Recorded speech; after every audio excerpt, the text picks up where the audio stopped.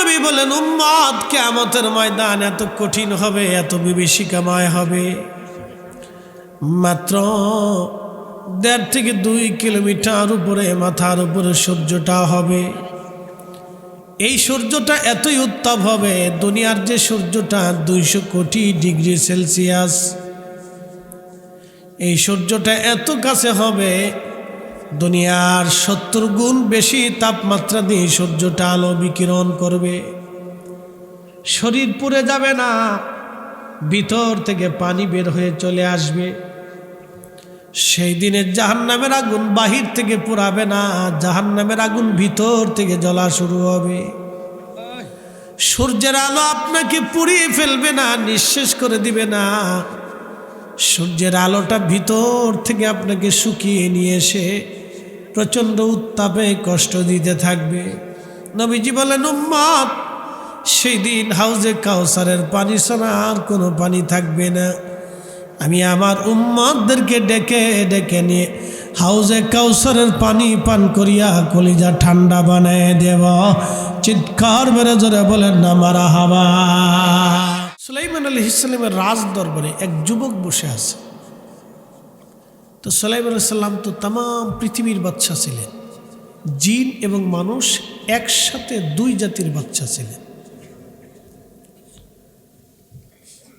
তো সুলাইমান আলাইহিস সালামের রাজ দরবারে আজরাইল আলাইহিস সালাম এসে যুবকের দিকে তীক্ষ্ণ নজরে তাকিয়েছে। তো যুবক ভয় পাচ্ছিল। আজরাইল আলাইহিস সালাম চলে গেলেন। যুবক বলতেছে, হুজুর আমাকে এই মুহূর্তে হিন্দে পাঠিয়ে দেন। তো সুলাইমান আলাইহিস সালাম বললেন, যুবক হিন্দে তুমি কি করবে? বলে, না হুজুর এক্ষুনি আমাকে হিন্দে পাঠান। তো সুলাইমান আলাইহিস সালামকে আল্লাহ বাতাসের উপর প্রাধান্য দিয়েছিলেন। তিনি বাতাসকে যাহা বলতেন বাতাস তাহাই শুনত। বাতাসকে বললেন, তুমি এই মুহূর্তে দ্রুত গতিতে, সুলাইমান আলাইহিস সালাম বললেন এই মুহূর্তে যুবককে হিন্দে পাঠাও। তখন এই ভারত উপমহাদেশের নাম ছিল হিন্দ। হিন্দু কোনো ধর্ম না, আর একটু টোন কমাই দেন না। হিন্দু কোনো ধর্ম না, ধর্ম হচ্ছে সনাতন। হিন্দু কোনো ধর্ম না, সনাতনী। সনাতনী টোন কমাইতে গেছি, বাড়ায় না। সনাতনী। হযরত সুলাইমান যুবককে ডেকে বলেন, যুবক তুমি হিন্দে যায় কি করতে চাও এই মুহূর্তে? যুবক বলল, হুজুর না, আপনি আমাকে হিন্দে পাঠিয়ে দেন, আমি হিন্দে পৌঁছাইতে হবে আমাকে। নবী সুলাইমান বাতাসের মাধ্যমে যুবককে হিন্দে পাঠাইলেন। যুবক হিন্দে যাওয়ার পরেই হযরত আজরাইল আলাইহিস সালাম তার জান কবজ করলেন। হযরত আজরাইল তার জান কবজ করে নিয়ে রব্বুল আলামিনের দরবারে পৌঁছাইয়া আবার সুলাইমানের রাজ দরবারে আসলেন। সুলাইমান নবী জিজ্ঞেস করলেন, আজরাইল তোমাকে কেউ চিনে না, আমি তো তোমাকে চিনি। তুমি একটা যুবকের দিকে তীক্ষ্ণ নজরে তাকানো ছিল, কারণ কি? আজরাইল বলল, নবী সুলাইমান এই যুবক কিছু সময় পরে মারা যাবে হিন্দে, কিন্তু তখনও সে বসে আছে ফিলিস্তিনে। মারা যাবে হিন্দুস্তান, কিন্তু বসে আছে তখনও ফিলিস্তিন। আমি চিন্তায় পড়ে গেলাম, যুবক তো মারা যাবে আল্লাহর আইনে, লা তাবদীলা কালিমাতিল্লাহ, আল্লাহর আয়াত নিদর্শন, আল্লাহর ফরমানের কোনো পরিবর্তন নাই। একদিন মাটির ভিতরে হবে ঘরে মন আমার, কেন বান্ধ দালান ঘর। নবী সুলাইমান ডাক দে বলতেছে, তারপরে কি? বলে, হুজুর আমি তার জান কবজ করেছি, কিন্তু আমি তখনও চিন্তায় এসে এখনো বসে আছি, ফিলিস্তিন কিন্তু কিছু সময় পরে মারা যাবে হিন্দ। আমি তখনও চিন্তায় পড়ে গেলাম, কি করে সম্ভব, এই যুবক কেমনে হিন্দুস্তানে যাবে? অথচ আল্লাহ রাব্বুল আলামিন আপনাকে দিয়ে বাতাসের মাধ্যমে তাকে হিন্দুস্তানে পাঠাবে এমন কোনো বিষয় আমার জানা ছিল না। এটা শুধুমাত্র আমার আল্লাহ, আমার মালিক, আমার আল্লাহ জানতো। ওয়ামা তাদরি নাফসুম বিআই আরদিন তামুত।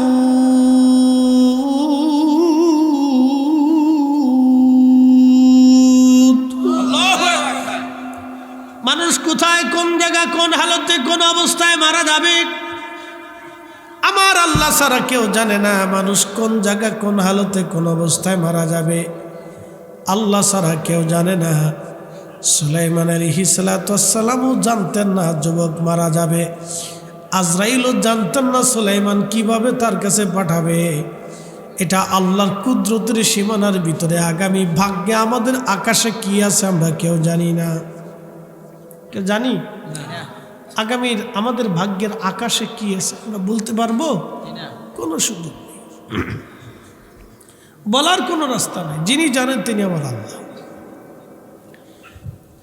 তো রব্বুল আলামিন বললেন, হে বান্দা, রব্বুল আলামিন বললেন, জলে স্থলে কঠিন মুসিবত আমি আল্লাহ তোমাদের উপর চাপাই দেই, টর্নেডো দেই, সাইক্লোন দেই, ভূমিকম্প, ভূমিধস, তোমাদের অগ্নিকাণ্ড, অগ্নুৎপাত, খরা, সাইক্লোন, আর অভাব, অনটন, দুর্ভিক্ষ আমি রব্বুল আলামিন ইচ্ছা করে চাপাই দেই না। তোমরা দু হাতে রুজি করো, সেই দু হাতের রুজিগুলি আমি আল্লাহ তোমাদের উপরে, তোমাদের গজবগুলি আমি তোমাদের কারণে চাপাই দেই। আমি ইচ্ছা করে চাপাই না, তোমাদের পাপের কারণে আমি আল্লাহ চাপাই দেই। বলেন কে দেয়? আল্লাহ দেয়। কেন দেয়? আমাদের গুনার কারণে আল্লাহ দিয়ে দেয়। এই অ্যাটেনশন, এই মুসল্লিরা কথা বলা যাবে না বাবা, খুব মনোযোগ দেন। আমাদের বাংলাদেশে গ্রাম আছে কতটি? 64,000 না 68,000? 68,000 গ্রাম আছে। 68,000 গ্রামে সালিশ দরবার বিচার আচার হয়। কয়টা গ্রামে ঠিক মতো সালিশ দরবার বিচার আচার কন আপনি বলেন? কয়টা গ্রামে সঠিক মতো আল্লাহর বিধান মোতাবেক ফাইসালা হয় বলেন? শেষ, আর ওয়াজ লাগবে না। তাহলে আল্লাহ আমাদের উপরে গজব দিবে না, গজব কার উপরে দিবে বলেন? কি কথা কর না কেন, জোরে বলেন। আল্লাহ আমাদের উপরে দিবে না তো কার উপরে দিবে? ভাবতেছেন আমেরিকা আগুন লাগছে, আমাদের দেশে লাগবে না? অবশ্যই লাগবে। আমরা যে বেশি ভালা তা কিন্তু না। আমরা এখনো মরা মুরগি দিয়ে হোটেল চালাই দিই। আমরা এখনো কুত্তার গোস্ত চালিয়ে খাসির গোস্ত বলে চালাই দিই। কথা কর না কা? প্রিয় বন্ধু আমার, খুব মনোযোগ দেবেন। রহমতের নবীর কাছে এক লোক মহিলাকে ধরে নিয়ে আসা হলো। আল্লাহ নবী বললেন, সাহাবীরা, মহিলার অপরাধ কি? এই বসো বসো, বসেন বসেন বসেন। এখানে কথা বলা যাবে না, এখানে আমি ওয়াজ করতেছি, শুনতে হবে, না হলে চলে যেতে হবে। এখানে আল্লাহর মজলিস, তকদিরে যে কোনো সময় আগুন লেগে যাবে। আল্লাহ রসুল জিকির করতেছিলেন সাহাবায়ে কেরাম। তো এমন সময় আল্লাহর নবী এখানে দাঁড়িয়ে মুসকি মুসকি হাসতেছে। তো হঠাৎ করে নবীজি বেজার হয়ে চলে যান। তো সাহাবায়ে কেরাম বলেন, ইয়া রাসূলুল্লাহ, মাফ করবেন, আপনি মন খারাপ করে চলে যাচ্ছেন, এত সময় খুশি ছিলেন। নবী বললেন, সাহাবীরা রে, তোমরা যত সময় আল্লাহর জিকিরে ছিল তত সময় আল্লাহর রহমত নাজিল হচ্ছিল। যখনই তোমরা এখানে বেয়াদবি করছো তখনই আল্লাহ রাব্বুল আলামিন রহমত উঠিয়ে নিয়ে গেছে। আর যেখানে রহমত নাই সেখানে আমি রাসূল নাই। বুঝতে পারছেন? এখন শুনলে শুনবেন, না শুনলে চলে যাবেন। এখানে জোর করে কারো শোনানো হবে না। কবর আপনার, হাসর আপনার। আপনার কবরে আমি যাব না, আমার কবরে আপনি আসবেন। হাসরের ময়দানে আপনার হিসাব আপনাকে দিতে হবে। নবী বলছেন 3 জায়গা হাসরের মাঠে সন্তান বাবা মা কেউ কাউকে চিনবে না। আল্লাহ রসুলের কথা, পৃথিবী উল্টে যাবে, রসুলের কথা মিথ্যা হবে না। আল্লাহ নবী বলছেন হাসরের মাঠে 3 জায়গা, ছেলে সন্তান পুত্র মা বাবা কেউ কাউকে চিনবে না, পরিচয় দিবে না। 1 নম্বর মিজানের পাল্লা যখন নেকি এবং গুনাহ ওজন চলতে থাকবে, তখন মানব জাতি এতটাই পেরেশানির মধ্যে থাকবে যে না জানি আজকে আমার নেকের পাল্লা হালকা হয়ে যায়, আর যদি একবার হালকা হয়ে যায় তো আমি ধ্বংস হয়ে যাব, আমার জিন্দেগি বরবাদ হবে। কত কঠিন জাহান্নামের কত বছরের জন্য শাস্তি হবে আমি জানি না। সেদিন খুব পেরেশানির মধ্যে সে সন্তানকে ভুলে যাবে, মাকে ভুলে যাবে, বাবা মা কাউকে মনে রাখবে না। আরে 25 বছর পরে সন্তান বাবার সাথে বেঈমানি করে, কি কথা কন না কেন? ঠিক। 40 বছর পরেও সন্তান বাপের সাথে বেঈমানি করে। আর হাসরের মাঠ তো আরো ভয়াবহ, এই মাঠটা তো আরো কঠিন। আল্লাহ রাসূল বলেন উম্মত সেই কঠিন সময় কেউ কাউকে চিনবে না। 2 নম্বর ডান হাতে বাম হাতে আমলনামা যখন আসবে, নেককারদের ডান হাতে সামনে থেকে আমলনামা দেওয়া হবে, বাম হাতে পিছন দিক থেকে আমলনামা দিয়ে দিবে আল্লাহ। এই আমলনামা যখন হাতে আসবে তখন ফেরেশতারা জাহান্নামের শিকল দিয়ে, আগুনের শিকল দিয়ে তার শরীরকে পেঁচিয়ে বেঁধে হাসরের ময়দানে টানতে টানতে টানতে টানতে তাকে জাহান্নামে নিয়ে যাবে। নবী বললেন সাহাবীরা এই কঠিন মুহূর্তে মানুষ সবাই সবাইকে ভুলে যাবে, কেউ কারো কথা মনে রাখবে না। 4 নম্বর 3 নম্বর হাউজে কাউসারের ঘাটে, দুঃখিত ফুলসিরাতের ঘাটে, এই জায়গায় কেউ কারো কথা মনে রাখবে না। সবার একই চিন্তা, আমি কি পার হতে পারবো কিনা। যদি পার হতে পারি তো জান্নাত, পার হতে না পারলে জাহান্নাম। কঠিন পেরেশানিতে সন্তান পিতা মাতা বন্ধু বান্ধব আত্মীয় স্বজন কেউ কারো পরিচয় দিবে না, পরিচয় দিবে না। আল্লাহ রাসূল বলেন পরিচয় দিবে না। তবে আমাদের নবী একটা সুসংবাদ দিয়ে গেছে, উম্মত এই 3 জায়গা আমি আমার উম্মতকে ভুলবো না। আস্তে হয়ে গেল না? আরো জোরে বলেন ইয়া রাসূলুল্লাহ, চিৎকার মেরে বলেন ইয়া রাসূলুল্লাহ। শ্রেষ্ঠ নবী দিলাম রে তরিয়ে নিতে রোজা হাসরে, পথ না ভুলি তাই তো দিলে পাক কোরআনের বাণী খোদা, তোমার মেহেরবানি। সুন্দর ফুল সুন্দর ফল মিঠা নদীর পানি খোদা, তোমার মেহেরবানি। তো প্রিয় ভাই আমার, কবর আমারটা আমার, আপনারটা আপনার। প্রস্তুতি নেওয়াটা বুদ্ধিমানের কাজ। আপনারা আজকে যে রাতের জন্য বসে আছেন, আগামীকাল মারা গেলে এই রাতের আগেই আপনার জন্য দাফন হবে, সন্ধ্যার আগেই আপনাকে কবরস্থ করা হবে। প্রস্তুতি আছে কিনা 3টা প্রশ্নের জবাব দেওয়ার জন্য রেডি থাকেন। এই চিন্তা কারণ মগজে থাকলে এই লোক নামাজ ছাড়তে পারে না, কথা বলেন ঠিক কিনা? প্রিয় উপস্থিতি খুব মনোযোগ দেবেন।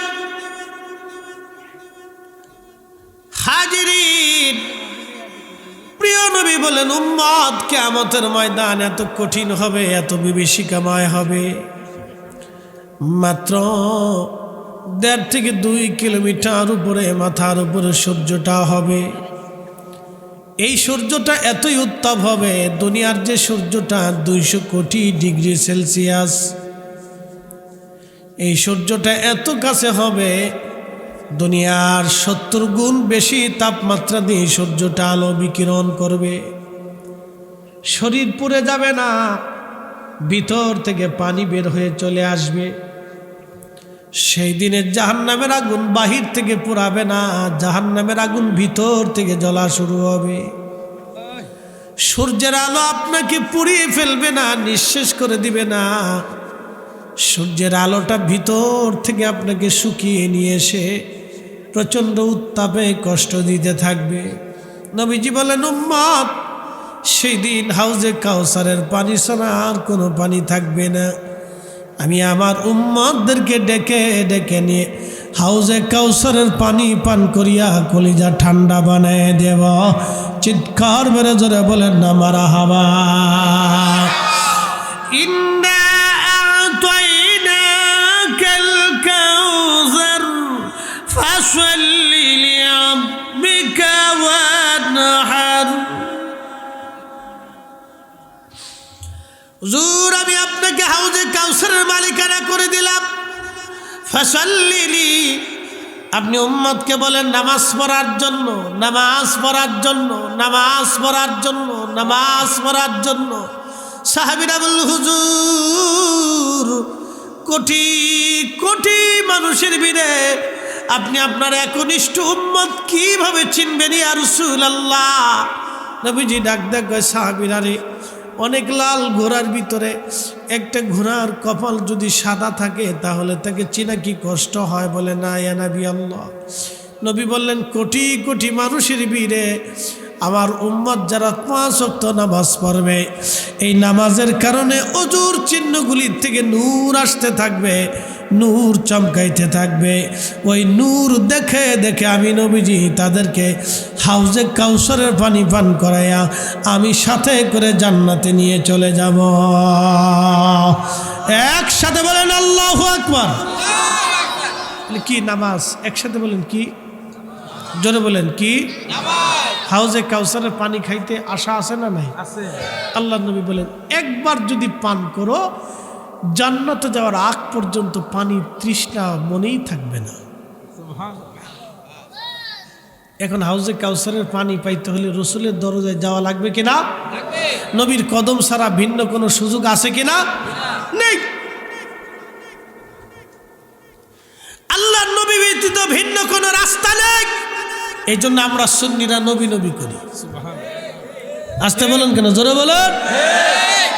আমরা নবী নবী করি কারণ রসুল ছাড়া হাউজে কাউসারের রাস্তা নাই, নবী ছাড়া সাফায়াতের রাস্তা নাই, নবী ছাড়া ক্ষমার রাস্তা নাই।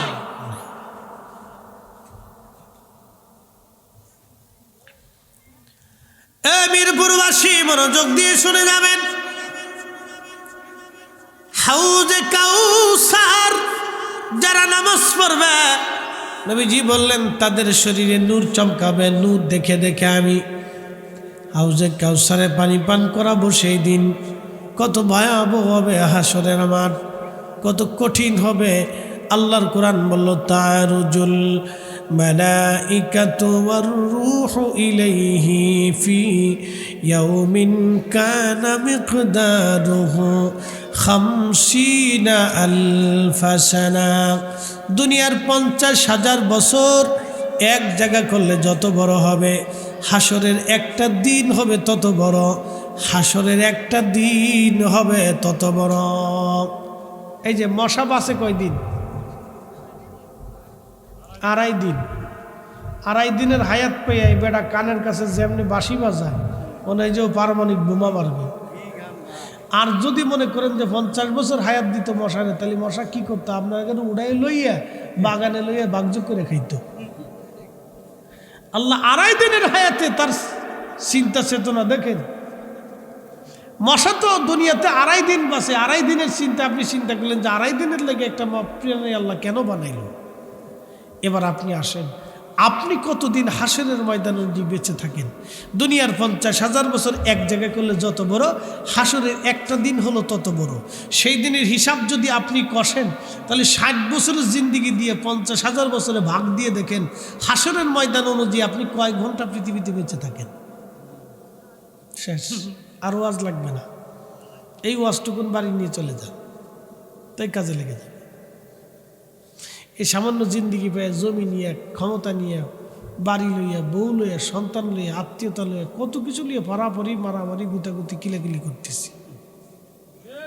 এই জন্য আল্লাহ কোরআনের একাইতে বলছেন, ইয়া আইয়ুহাল্লাযীনা আমানু লা তুলহিকুম আমওয়ালুকুম ওয়ালা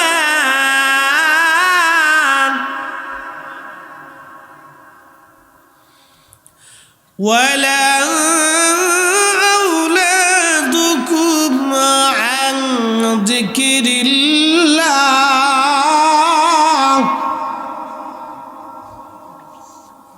রব্বুল আলামিন কুরআনুল কারীমের ভিতরে আমার আল্লাহ বলেন, হে ইমানদার, সম্পদ এবং সন্তানের মোহে পড়ে আমি আল্লাহ থেকে তোমরা জুদা হয়েও না। সন্তান এবং সম্পদ, বুঝি বললেন পৃথিবীতে কিয়ামত অনুষ্ঠিত হবে, আকাশ ভেঙে যাবে, পৃথিবী পুড়ে যাবে, সাগর শুকিয়ে যাবে, তামাম সৃষ্টিগুলি ভেঙে খান খান খান খান হয়ে পড়ে যাবে। দুনিত পশম যেমন করে উঠতে থাকে, পশমের গুদামের ভিতরে যদি আপনি লাঠির বাড়ি দেন অথবা হাওয়া মারেন, দেখবেন পশমগুলি উড়ে উড়ে উড়ে উড়ে চলে যায়। ওই যে আপনি যদি দেখেন তুলার গুদামে যদি আপনি বাড়ি মারেন তো তুলা দেখবেন উড়ে উড়ে উড়ে উড়ে চলে যায়। আকাশ এরকম উঠতে থাকবে, জমিন এরকম উঠতে থাকবে, তামাম নক্ষত্রগুলি উড়ে উড়ে ভেঙে ভেঙে পড়তে থাকবে। নবীজি বললেন তখনই ওয়া ইদাল কুবুর বুসিরাত, কবর থেকে মানুষ আল্লাহ উঠাইবে। কবর থেকে মানুষ উঠাইয়া হাসরের দিকে আল্লাহর দিকে দৌড়াইতে থাকবে মানুষ। তখন সব মানুষ থাকবে উলঙ্গ, বস্ত্রহীন, কোনো মানুষের পোশাক থাকবে না সেই দিন। আম্মা জানা আয়েশা বলল, ইয়া রাসূলুল্লাহ, মহিলারাও কি বস্ত্রহীন থাকবে? নবীজি বললেন, হ্যাঁ আয়েশা, নারী জাতিরাও বস্ত্রহীন থাকবে, পুরুষ জাতিরাও বস্ত্রহীন। আম্মা জানকে নবী বলেন, আয়েশা, নারী আর পুরুষ কিয়ামতের ময়দানে একজন আর একজনের চেহারার দিকে তাকানোর মতো সময় সেই দিন কারো হবে না। এই হাসর হবে এত ভয়াবহ কঠিন, এত কঠিন হবে হাসর। হাসরের ময়দানে কেউ কারো চেহারার দিকে তাকানোর সুযোগ হবে না।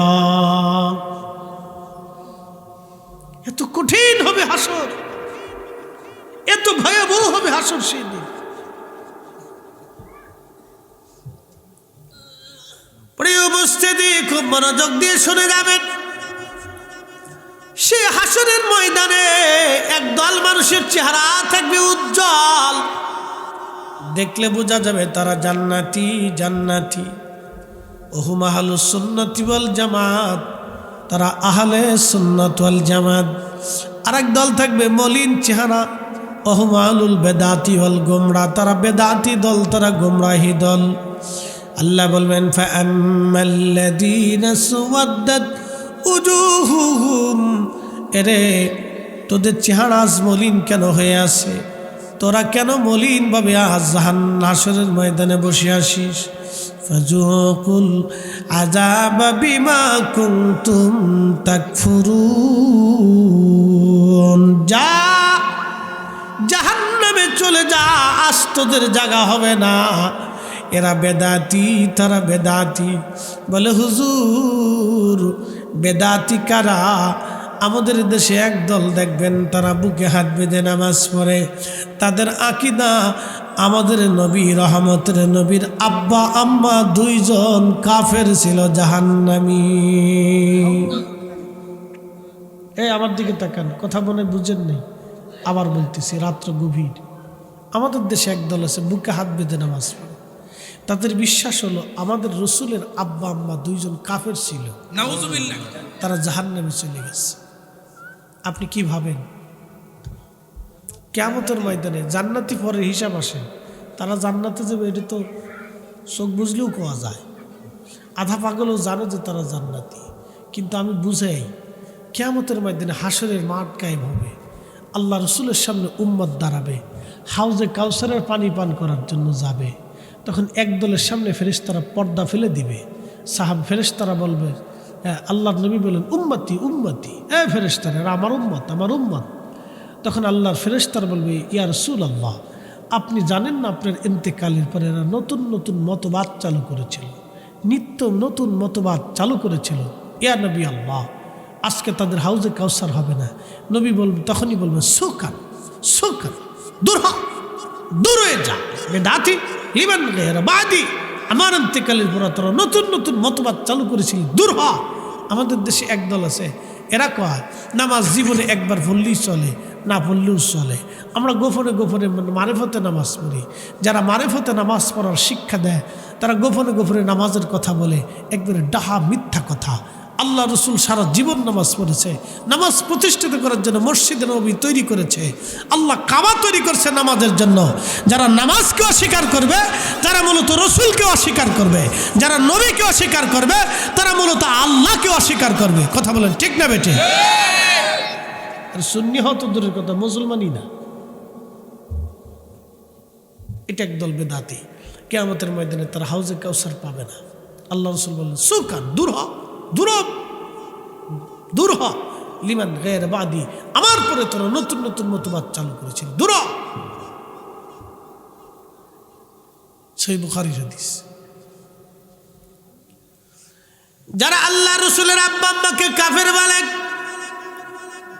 হাসরের ময়দানে যদি আল্লাহ তাদেরকে জিজ্ঞেস করে নবীজি এর উম্মত তুমি আমার আব্বা আম্মাকে কাফের বলে মুশরিকদের অন্তর্ভুক্ত বানাইয়া, আমার আব্বা আম্মা মুশরিক ছিল না, কাফের ছিল না, জোর করে তোমরা আমার আব্বা আম্মারে কাফের বলিয়া আমার অসংখ্য উম্মতের ইমানগুলি তোমরা কেড়ে কেড়ে নিয়েছ, উম্মত হিসাব দিয়ে যাও কেন আমার আব্বা আম্মারে কাফের বলছিলা? বলেন তো সেই দিন এই উম্মতের আলেমরা কি জবাব দিবে? কোনো জবাব আছে ভাই? কোনো জবাব নেই। এদের আবার আর একটা বিশ্বাস আছে, কি জানেন? তারা বলে রসুলের ইমাম হুসাইনের শাহাদাতের ব্যাপারে ইয়াজিদের কোনো দোষ ছিল না, সে একবারে নির্দোষ, তার দোষ দেওয়া যাবে না, সে খুব বুজুর্গ ছিল। এবং তারা বুঝাইতে চায় যারা ইয়াজিদের দোষ দেবে কিয়ামতের ময়দানে তারা আসামি হয়ে যাবে। কি বুঝেন আপনারা? আচ্ছা, কোনো ব্যক্তি যদি চোরকে সমর্থন করে তাহলে সে চোর। একসাথে বলেন ঠিক কিনা? আমাদের দেশে পতিতলায় আছে কিনা? আছে না? পতিতলাইতে কেউ যদি দালালি করে, তাহলে কেউ যদি জানে যে এই লোকটা পতিতলের দালালি করে, তাহলে আপনি তার বাড়ি খাবেন? হ্যাঁ, তার বাড়ি কেউ মিলাদ পড়তে যাবে, দোয়া করতে যাবে, যে এই লোকের সব কিছু তো হারাম। তো যে লোক পতিতলের দালালি করে সে ওই জেনার ভাগিদার নেয়, ভাগ সে নেয়, সে জেনার গুনাহ আদায় করে। তো যে লোক ইয়াজিদের পক্ষ নেয় সে অবশ্যই ইয়াজিদের কুকর্মের ভাগ সেও নেয়। কথা বলেন ঠিক কিনা? এই জন্য আমাদের ঈমান হচ্ছে মূল সাবজেক্ট, বিশ্বাস। এখন প্রশ্ন করবেন যে হুজুর ইয়াজিদের দোষ কি? এখন আপনাদেরকে একটা হাদিস শোনাই, সহিহ বুখারীতে একটা হাদিস আসছে। আল্লাহ রসুল বলতেন হালাকাতু উম্মতি আলা ইয়াদাই গিলমাতিন মিন কুরাইশ, আমার উম্মতের কুরাইশ বংশের এক যুবকের মাধ্যমে আমার উম্মত ধ্বংস হয়ে যাবে। আল্লাহ নবী বললেন হ্যাঁ, আমার উম্মত কুরাইশ বংশের এক যুবকের মাধ্যমে আমার উম্মত ধ্বংস হয়ে যাবে। হালাকাত উম্মতি আলা ইয়াদাই গিলমাতিন মিন কুরাইশ, কুরাইশ বংশের এক যুবকের মাধ্যমে আমার উম্মত ধ্বংস হবে। হযরতে আবু হুরায়রা রাদিয়াল্লাহু তাআলা আনহু তিনি বাজার ঘুরতেন, বাজার ঘুরতেন আর বলতেন আল্লাহুম্মা লা তুদরিকনি সানাতুস সিদ্দিন ওয়ালা ইমারাতুস সিবিয়ান, আল্লাহ আপনি আমাকে 60 হিজরির যুবকের শাসন থেকে আপনি আমাকে বাঁচান। আল্লাহ আপনি আমাকে 60 হিজরির যুবকের শাসন থেকে বাঁচান। ওই 60 হিজরিতে যে শাসন ক্ষমতায় বসেছিল তার নাম ইয়াজিদ। আল্লাহু আকবার। ইয়াজিদ শুধু ইমাম হুসেনকে হত্যা করে নাই, সে মদিনাতুল মুনওয়ারা ধ্বংস করেছিল। বলে হুজুর সেটা কেমন? পৃথিবীর কোনো খ্রিস্টান, কোনো কাফের কোনোদিন মদিনাতে আক্রমণ করার সাহস কোনোদিন পান নাই। আমেরিকা এত বড় সুপ্রিম পাওয়ার, তারপরও মদিনা আক্রমণ করার সাহস দেখায় না। ইসরায়েল এত বড় সুপ্রিম পাওয়ার, তারপরও কখনো মদিনা আক্রমণ করার সাহস দেখায় না। কিন্তু ইয়াজিদ মুসলমানদের নেতা হওয়ার পরও মদিনাতুল মুনাওয়ারা আক্রমণ করেছিল। বলে কেন? ক্ষমতা বাঁচানোর জন্য সে মদিনা আক্রমণ করলো, মদিনার মানুষ বিদ্রোহ করলো। আল্লাহর নবী বলেন, আমার উম্মত তোমরা শোনো, যে আমার মদিনার মানুষকে কষ্ট দেবে, আমার মদিনার মানুষকে গালি দেবে, সে আমি নবীকে গালি দেবে। আমার মদিনার মানুষকে যারা কষ্ট দিবে তারা আমি নবীকে কষ্ট দিবে। আমি মদিনার মানুষকে যারা ভালোবাসবে তারা আমাকে ভালোবাসবে। মদিনার মানুষকে যারা ব্যথা দিবে তারা আমি নবীকে ব্যথা দিবে। আল্লাহ, আমার আল্লাহ তোমার ইব্রাহিম কাবাকে হারাম করে দিয়েছে, আল্লাহ আমি রসুল আমার মদিনাকে হারাম করে দিয়ে দিলাম। আল্লাহ, আমার মদিনার বাসিন্দায় যারা হত্যাযজ্ঞ করবে তাদের আখেরাত ধ্বংস হয়ে যাবে। আল্লাহ, আমার মদিনার মানুষকে যে কষ্ট দিবে তার আখেরাত ধ্বংস হয়ে যাবে। এই ইয়াজিদ মদিনাতে 20,000 সৈন্য পাঠাইয়া মদিনায় হত্যাযজ্ঞ করেছিল। 10,000 মানুষকে হত্যা করেছিল, 70 জন সাহাবীকে শহীদ করেছিল, 700 কোরআনের কারিকে হত্যা করেছিল। আপনি শুনলে আশ্চর্য হবেন। রাসূল করিম বলতেন, আমার উম্মত পৃথিবীতে দাজ্জাল আসবে, কিন্তু মদিনায় দাজ্জাল ঢুকতে পারবে না। কারণ আল্লাহ মদিনাকে সারাবি, হারামি, খারাবি, নাপাকি, ফাসিকি, কুকর্ম, অশ্লীল কর্ম, ফাহিশের কাছ থেকে আমার মদিনাকে কিয়ামত পর্যন্ত আল্লাহ হেফাজত করবে। একসাথে বলবেন আল্লাহু আকবার। এ নবীর উম্মত শুনে রাখবেন, সারা পৃথিবীতে বেহায়াপনা হবে কিন্তু মদিনায় হবে না। সারা পৃথিবীতে জেনা হবে কিন্তু মদিনায় হবে না। সারা পৃথিবীতে ফাহিশের কাজ হবে কিন্তু মদিনায় হবে না। মদিনার নারীরা পুত পবিত্র থাকবে, মদিনার মানুষ পুত পবিত্র থাকবে। এই জন্য সারা পৃথিবীর মানুষ থেকে মদিনার মানুষ ভিন্ন দেখবেন। যদি কোনো দিন মদিনায় যান, অরিজিনাল মাদানীদের সাথে যদি আপনার দেখা হয় তো দেখলেই বুঝবেন এরা অরিজিনাল মাদানী। তাদের আচরণেই বুঝবেন অরিজিনাল মাদানী, তাদের চেহারাতেই বুঝবেন এরা অরিজিনাল মাদানী, তাদের কাজে কর্মেই বুঝতে পারবেন তার অরিজিনাল মাদানী। তাদের নারী আপনি ইচ্ছা করলেও দেখতে পারবেন না। আমাদের নারীরা বেহায়াপনায় স্বর্গের রাজ্যে বসবাস করে। তাদের নারী আপনি যদি 20 বছরও থাকেন তো দেখতে পারবেন না একটা নারী। প্রিয় উপস্থিতি, মনোযোগ দিয়ে শুনে যাবেন। এই ইয়াজিদ মদিনাতুল মুনাওয়ারা আক্রমণ করে 3 দিন ঘোড়া গাধা বেঁধে রেখেছিল। 3 দিন মদিনাতে 3 দিন ঘোড়া গাধা বাঁধল নবীর মসজিদে। আজান বন্ধ হয়ে গেল। আজান বন্ধ হয়ে যাওয়ার পরে হযরতে রাসূল করিমের একজন আশিক ছিলেন, রাসূল করিম সাল্লাল্লাহু আলাইহি ওয়াসাল্লাম একজন আশিক। তিনি মদিনাতুল মুনাওয়ারা রওজা শরীফের পাশে এসে পাগলের বেশ ধরে তিনি বসে থাকতেন। তিনি লক্ষ্য করলেন এই 3 দিন মদিনার কোনো মুয়াজ্জিন আজান দিতে আসে নাই। নবীর মসজিদে 3 দিন আজান বন্ধ ছিল। কিন্তু সাঈদ ইবনুল মুসাইয়িব রাদিয়াল্লাহু আনহু বলেন, আমি পাগলের বেশ ধরে নবীর মসজিদে রওজা শরীফের ভিতরে পাশে বসে থাকতাম। আমি লক্ষ্য করতাম নবীর রওজা শরীফ থেকে 3 দিন 5 ওয়াক্ত আজানের আওয়াজ ভেসে আসে। আমি আরও লক্ষ্য করেছি নবীর রওজা শরীফ থেকে একামতের আওয়াজ ভেসে আসতো। ওই একামতে আমি সাঈদ ইবনুল মুসাইয়িব একমাত্র ব্যক্তি 3 দিন মদিনায় মুনাওয়ারায় নামাজ পড়েছি। আমি সারা নবীর মসজিদে 3 দিন আর কেউ নামাজ পড়ে নাই। একবার জোরে বলা যাবে কি আল্লাহু আকবার? তাহলে বলেন নবী আসে না নাই? হাত উঁচা করে বলেন আসে না নাই? আছে। ইয়া রাসূলুল্লাহ, জিন্দাবাদ। আপনি একটু চিন্তা করেন তো, 3 দিন একসাথে বলেন কয় দিন? রসুলের মসজিদে আজান বন্ধ। কে আজান বন্ধ করছে? কাফেররা। কাফেরের চাইতে নিকৃষ্ট ইয়াজিদ। কথা বলেন ঠিক কিনা? কোন ইহুদি 3 দিন নবীর মসজিদ আজান বন্ধ করার সাহস পায় নাই। তাহলে বোঝা গেল কাফেরের চেয়ে তো এটা বড়, কাফেরের চেয়ে খারাপ। কথা ঠিক আছে না ভাই? তো ইয়াজিদের পক্ষ যারা নিবে, আমরা জীবন চলে গেলেও তাদের সাথে কোনোদিন আমরা মিলতে পারবো না, হতে পারে না, বন্ধুত্ব হবে না।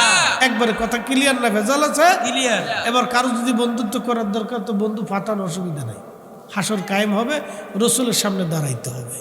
নবীর কদম ছাড়া হাউজে কাউসারের পাওয়ার রাস্তা নেই, রসুল করিমের কদম ছাড়া বেহেশত যাওয়ার কোনো রাস্তা নেই। কথা ঠিক কিনা?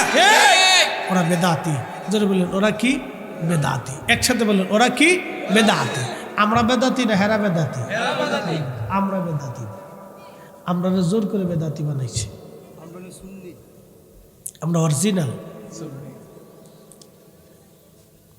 এই ইয়াজিদ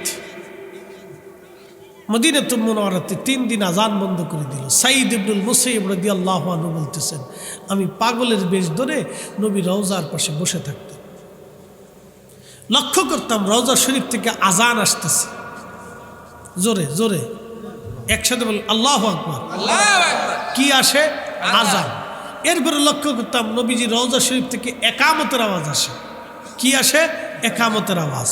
তাহলে বুঝছেন রওজা শরীফে আমাদের রসুল আসে না নাই? আছে, আছে। শুধু আসে না, ওই কঠিন সময়ে নবীজি নামাজও পড়িয়েছেন। সাঈদ ইবনুল মুসাইয়্যিব বললেন, ওই একামতে আমি একমাত্র ব্যক্তি 3 দিন মসজিদে নববীতে নামাজ পড়েছি, আমি ছাড়া ওই 3 দিনে আর কেউ ছিল না। আপনি বুঝতে পারতেছেন যে মুসলমানদের কি করুণ পরিণতি ছিল ওই 3টা দিন। এটাকে হাররা দিবস বলা হয়। এই ঘটনাটা ঘটিয়েছিল ইয়াজিদ। ইয়াজিদ ইয়াজিদ অতএব তার প্রশংসা যদি করে কেউ, তাহলে বুঝবেন ও কুত্তার চাইতেও নিকৃষ্ট। ঠিক। হ্যাঁ, জোরে বলেন, জোরে বলেন, জোরে বলেন। ও কুত্তার চাইতেও নিকৃষ্ট, নিকৃষ্ট, ও কুকুরের চাইতেও নিকৃষ্ট। অতএব তার প্রশংসা আমরা কখনো মানব না। এক কথায় শেষ। প্রিয় ভাই আমার, আমরা আল্লাহর আদালতে চলে যাব, মেহেশ্বরে রসুল করিমের সামনে দাঁড়াই যাব। ইমাম হুসেইনও মেহেশ্বরে রসুল করিমের সামনে দাঁড়াবেন, ইয়াজিদও দাঁড়াবে। কি উপায় হবে সেদিন ভাবেন তো। প্রিয় মিরপুরবাসী,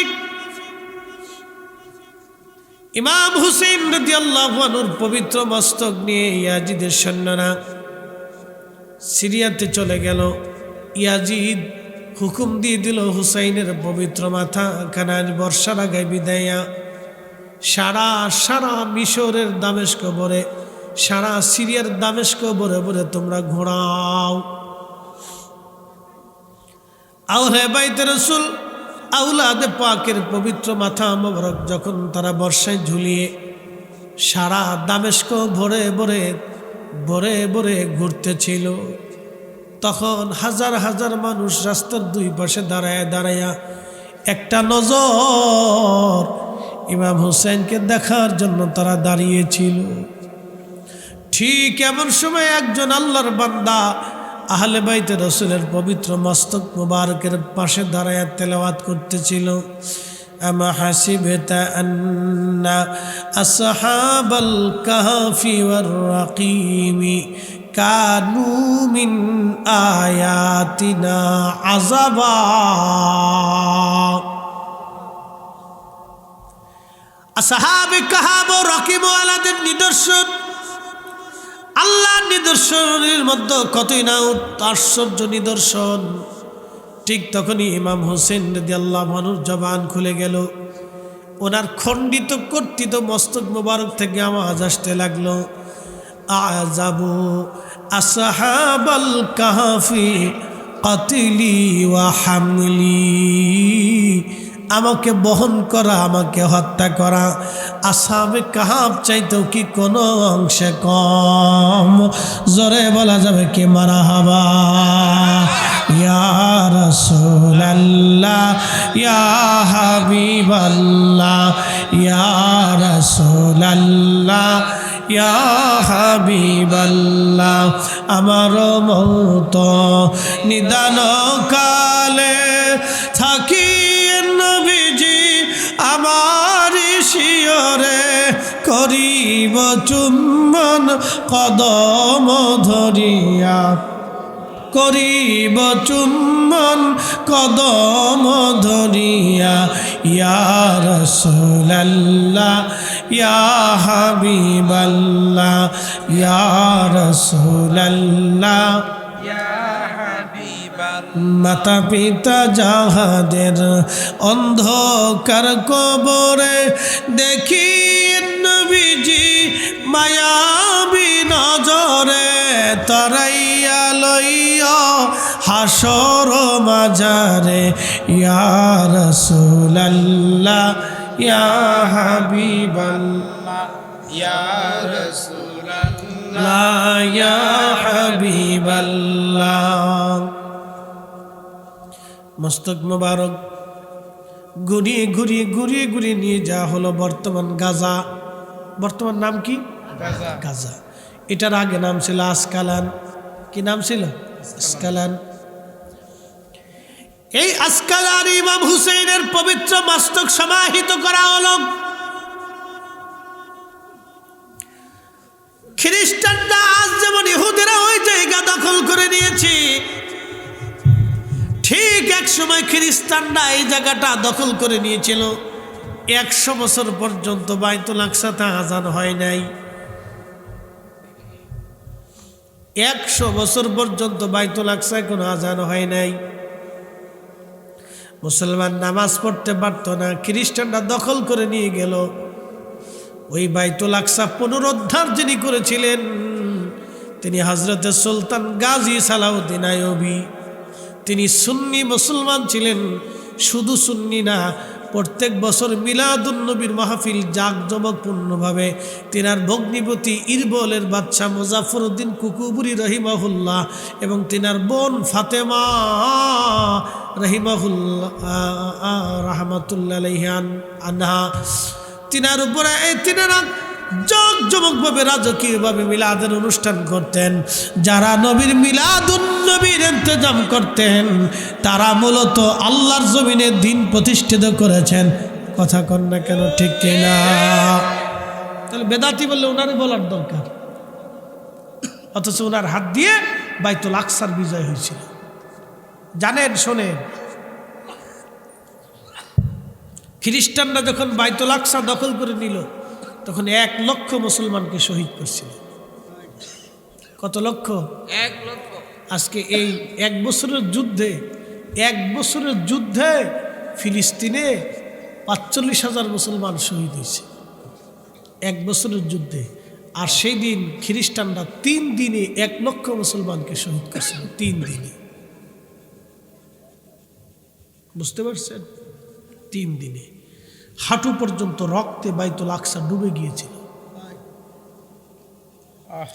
কত কঠিন হত্যাযজ্ঞ মুসলমানদের সাথে করা হয়েছিল। ঠিক 100 বছর পরে সুলতান সালাউদ্দিন আইয়ুবী যখন এই ফিলিস্তিন দখল করার পরে তিনি সবাইকে ক্ষমা করে দিয়েছিলেন যে যাও, তোমরা আমাদেরকে হত্যা করছিলে আর আমি তোমাদেরকে মাফ করে দিলাম। আপনি কল্পনা করতে পারবেন মুসলমানদের সেই উদার মনের কত বড় কঠিন নিদর্শন। সুলতান গাজী সালাউদ্দিন আইয়ুবী রাহিমাহুল্লাহ সব খ্রিস্টানদেরকে মাফ করে দিলেন। তোমাদেরকে একজনকে হত্যা করব না, তোমরা চলে যাও।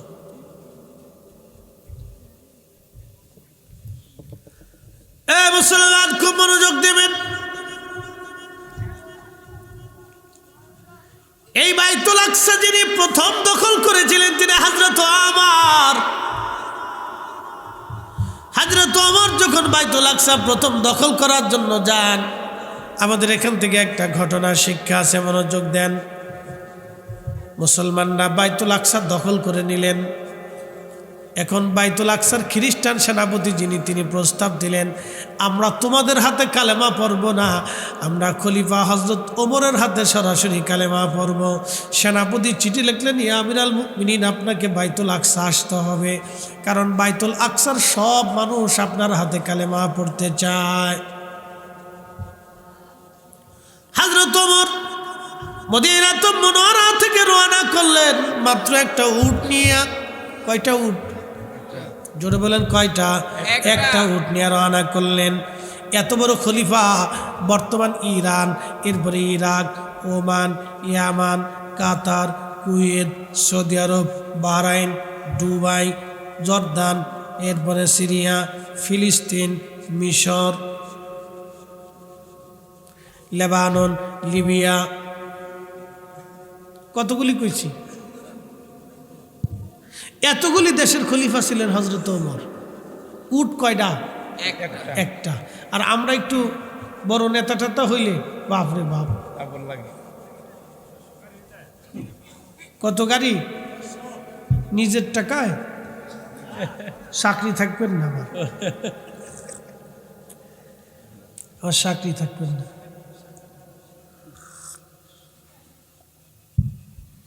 মনোযোগ দেন, হাজিরিন উপস্থিত, কথা শুনে যান। হযরত ওমর একটা উট, একটা গোলাম নিয়ে রওনা করছে। তো কিছু দূর যাওয়ার পরে গোলামকে বললেন, গোলাম উটের পিঠে উঠো। একসাথে বলবেন মারহাবা। গোলামকে কি বলছে? উটের পিঠে উঠো।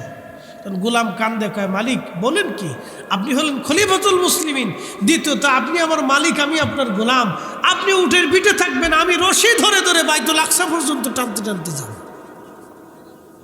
হযরত ওমর ডাক দিয়ে বলেন, গোলাম রে, তুমিও মানুষ আমিও মানুষ, তুমিও আল্লাহর গোলাম আমি ওমর আল্লাহর গোলাম। একসাথে বলবেন আল্লাহু আকবার। তেলের গাড়ি তেলে চলে,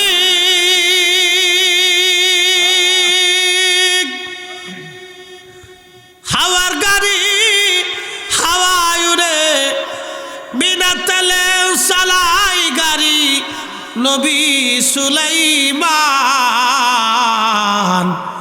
আমরা সেই মুসলমান। ঠিক কিনা? কিরে, একটা কোলের ভিতরে আর একটা কে বালার দোস্ত, ঠিক আছে, ঘুম পাড়ে রাখ, ঘুম পাড়ে রাখ, লাড়া চাড়া দিস, খুব যত্ন করে হোতাই রাখছে। থাক দোস্তলি এরকম ওই বালা, আবার পরে যা কালকে মারামারি করিস না কিন্তু, বাগবাটর লইয়া। হাজরত ওমর ডাক ডাকায়, গোলাম তুমি উটের পিঠে উঠো। গোলাম ডাক দে বলে, হুজুর আমি আপনার গোলাম, আপনি উটের পিঠে চড়বেন, আমি টেনে টেনে টেনে টেনে সুদূর বাইতুল আকসা পর্যন্ত নিয়ে যাব। হযরত ওমর বলে, না রে গোলাম, তুমি যতদূর রাস্তা উটের পিঠে চড়বা ততদূর রাস্তা আমি রশি ধরে টানবো, আর আমি যতদূর রাস্তা উটের পিঠে চড়বো তুমি তত দূর রশি ধরে টানবা। তুমি যত মঞ্জিল পথ চলবো আমি তত মঞ্জিল চড়বো, তুমি যত মঞ্জিল উটের রশি ধরবো আমি তত মঞ্জিল চড়বো, আর আমি যত মঞ্জিল উটের রশি ধরবো তুমি তত মঞ্জিল চড়বা। সবাই সমান সমান সমান সমান হবে, কেউ বেশিও না কমও না। আর তুমি যখন উটের পিঠে চড়বা তখন আমি উটকে খাওয়াবো, উটের পানি উটের যা কিছু সেবা যত্ন আমি করবো। আর আমি যখন উটের পিঠে চড়বো তখন তুমি উটের সেবা করবো, উটের খাওয়া দাওয়া, উটের রশি ধরে টানা তোমার দায়িত্ব থাকবে। আমরা দুইজন ভাগযোগ করে তারপরে বাইতুল আকসা পর্যন্ত যাব।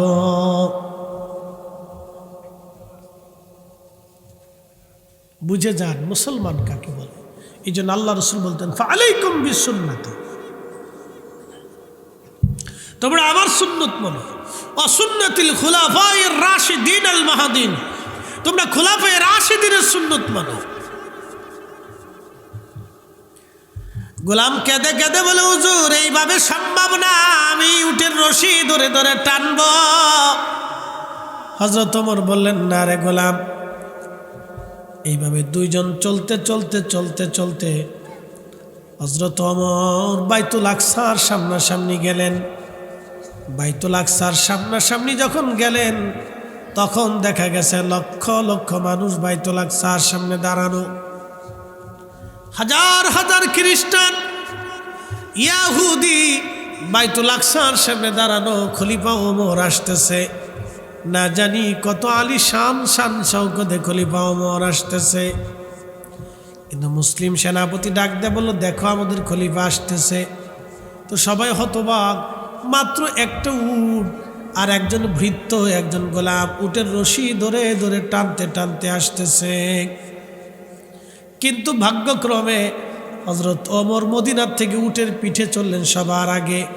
আর হযরত ওমরের ভাগ্য পড়ল, উটের রশি ধরলেন তিনি বাইতুল আকসার কিনারে এসে। হযরত ওমর রশি ধরে ধরে টেনে টেনে আসে, আর গোলাম উটের পিঠের উপরে চড়া। গোলাম কান্দে আর বলে, হুজুর আপনি উটের পিঠে চড়েন, আমি রশি ধরে টানবো। হযরত ওমর বলে, না রে গোলাম, তুমি যত পথ উটের পিঠে চড়বা আমিও তত পথ উটের পিঠে চড়ব। তুমি যত পথ রশি ধরে টানবা আমিও তত পথ রশি ধরে টানবো। এখন আমি উটের পিঠে চড়েছি, এখন তোমার পালা আসছে উটের পিঠে চড়ার জন্য। আমি রশি ধরে টেনে টেনে বাইতুল আকসা পর্যন্ত তোমাকে নিয়ে যাব, তুমি উটের পিঠ থেকে নামতে পারবা। জবাব দিতে পারবো না গোলাম, তুমি উটের পিঠের উপরে চড়ে থাকো। বলে, আমিরুল মুমিনিন মানুষে দেখলে কি বলবে? বলে, মানুষ কি বলুক ওটা আমার দেখার বিষয় না। কিয়ামতের ময়দানে আমি আল্লাহর কাছে কি জবাব দেবে এটাই হলো বিষয়। একবার জোরে বলা যাবে কে মারহাবা। এরা মুসলিম ছিল, কথা বলে ঠিক না ঠিক? সারা পৃথিবী তন্ন তন্ন খুঁজলে আর একজন ওমর খুঁজে পাওয়া যাবে? আর পাবেন না, আর খুঁজে পাবেন না। হাজার হাজার খ্রিস্টান দাঁড়াই রয়েছে, খলিফা আসতেছে। তো মুসলিম সেনাপতি বললেন, ওই যে আমাদের খলিফা আসতেছে উঠে। তো সবাই হালান সালান দেওয়ার জন্য বাইতুল আকসার সামনে দাঁড়ায় রয়েছে। এখন খ্রিস্টানরা মনে করছে উটের পিঠে যে বসে রয়েছে সে হলো খলিফা। খলিফা যে উটের রশি ধরে টানতে টানতে সেটা খ্রিস্টানরা জানে না। সবাই গোলামরে উটের পিঠে যে চড়া তারা নামাইতে গেছে যে খলিফা নামেন। গোলামে কান্দে, আমি খলিফা না, যে রশি ধরে রাখছে উনি খলিফা। একসাথে কেন আল্লাহু আকবার। পৃথিবীতে এরকম খলিফার পাওয়া যাবে? আর হবে না। ইমাম মাহদী ছাড়া আর কেউ হবে না। তো উনি হচ্ছে খলিফা, আমি হচ্ছে গোলাম। তো গোলাম তো তুমি উটের পিঠে কেন? খলিফা আমাকে উটের পিঠে চড়াইছে। আমরা দুইজন মদিনার থেকে বাইতুল আকসা পর্যন্ত ভাগে যোগে চড়ে চড়ে আসতেছি। উনি রশি ধরে আমি চড়ি, আমি রশি ধরে উনি চড়ে। বলো কি? হ্যাঁ, উনি আমাদের খলিফা, উনি মুসলিম মিল্লাতের নেতা। তখন খ্রিস্টানরা বলল, তাহলে আর বুঝার বাকি নাই, ইসলাম বিজয় হবে, ইসলাম বিজয় হবে, সারা পৃথিবীতে ইসলাম ছড়িয়ে যাবে। এই ব্যক্তিদের কারণে তাম দুনিয়াতে দিন ছড়িয়ে যাবে। আমাদেরকে কালেমা পড়ে মুসলমান বানায় দেন, লা ইলাহা ইল্লাল্লাহু মুহাম্মাদুর রাসূলুল্লাহ সাল্লাল্লাহু আলাইহি সাল্লাম। সাথে সাথে হাজার হাজার খ্রিস্টান ইহুদি কালেমা পড়ে মুসলমান হয়ে গেল। একসাথে বলবেন মারহাবা। এরা মুসলমান। এই প্রথম বাইতুল আকসা বিজয় হলো। দ্বিতীয় বাইতুল আকসা বিজয় করেছিল সুলতান গাজী সালাউদ্দিন আইয়ুবী। তৃতীয়বার বিজয় করবে এই মুসলমান, এই ফিলিস্তিনের হামাসরা। এটা নিয়ে আজকে থেকে যুদ্ধ না। কিরে তোর ক্ষুধা লাগছে বাবা? থাক থাক, সামনে বসো বাবু, সামনে আসো, সামনে আসো। আপু সামনে চলে আসো। বেশি বেশি বাবা, বেশি বাবা, সামনে চলে আসো। আপনাদের কষ্ট হচ্ছে নি? আচ্ছা একসাথে বলেন না মারহাবা। মারহাবা। নারে তাকবীর, আল্লাহু আকবার, নারে রিসালাত, ইয়া রাসূলুল্লাহ, আহলে সুন্নাত ওয়াল জামাত জিন্দাবাদ, আল্লামা মুফতি দরুল ইসলাম ফরিদি সাহেব জিন্দাবাদ, কুরআন সুন্নাহর আলু বলে বলে শেষ। মনোযোগ দেন, হাত দিব, খুব মনোযোগ দেন। ইমাম হুসাইনকে দাফন করা হলো কোন জায়গা?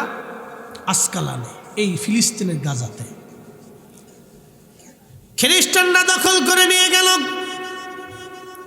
দখল করার পরে মিশরের যিনি গভর্নর ছিলেন, বাদশাহ ছিলেন, তিনি চিন্তা করলেন আমাদের সুলতানে কারবালা ইমাম হুসাইনের পবিত্র মস্তক আসকালানে থাকতে পারে না, সেটা খ্রিস্টানরা দখল করে নিয়ে গেছে। অতএব ওনার পবিত্র মস্তক মিশরে নিয়ে আসতে হবে। মিশরের গভর্নর তিনি প্রস্তাব দিলেন খ্রিস্টানদের কাছে। খ্রিস্টানরা বলল, আমরা তোমাদের সাইয়্যিদের মাথা মোবারক দিয়ে দিব, কিন্তু শর্ত হলো তোমরা 30,000 স্বর্ণ মুদ্রা আমাদেরকে দেবা। 30,000 স্বর্ণ মুদ্রার বিনিময়ে খ্রিস্টানরা রাজি হয়ে গেল। খ্রিস্টানরা রাজি হয়ে গেল মুসলমানদের কাছে ইমাম হুসাইনের মস্তক আনার জন্য। আজকের এক কথা না, 530 হিজরি, অর্থাৎ হজরত ইমাম হুসাইনের শাহাদাতের 470 বছর পরের ঘটনা। 470 বছর পরের ঘটনা। আহলে বাইতে রাসূল সুলতানে কারবালা ইমাম হুসাইনের পবিত্র মস্তক মোবারক আনার জন্য 30,000 স্বর্ণ মুদ্রা মিশরের গভর্নর দিয়ে দিলেন। সৈন্য সামন্ত নিয়ে, লোক লস্কর নিয়ে, আমির উমরা নিয়ে মিশরের বাদশা রওনা হলেন। ইমাম হুসাইন রাদিয়াল্লাহু আনহুর মাজারে যখন গেলেন তখন পায়ের সমস্ত জুতা খুলে ফেললেন। একজন লোকেরও পায়ের জুতা ছিল না, খালি পায়ে, নগ্ন পায়ে সবাই হেঁটে হেঁটে ইমামে মাকাম হুসাইন রাদিয়াল্লাহু আনহুর পবিত্র মস্তক মোবারক আনার জন্য যখন কবর খনন করা গেল, 430 বছর পরে দেখা যায়, 470 বছর পরে দেখা যায়, 470 বছর আগে যেইভাবে দাফন করা হয়েছিল 470 বছর পরে ওইভাবেই ওই রকমই আছে। একটু চুল পরিমাণও চেহারা নষ্ট হয় নাই, একটা চুল পড়ে যায় নাই, ভুরু নষ্ট হয়ে যায় নাই, চোখের জ্যোতি নষ্ট হয় নাই, মুখের ত্বক নষ্ট হয়ে যায় নাই, চেহারার সৌন্দর্য নুরানিয়াত নষ্ট হয় নাই। তখন ওনার পবিত্র মস্তক থেকে তাজা তাজা রক্তগুলি ঝরে ঝরে পড়তেছিল। আর ওই পবিত্র রক্তের ফুটা থেকে এত সুন্দর ঘ্রাণ আসতেছিল, এই ঘ্রাণগুলো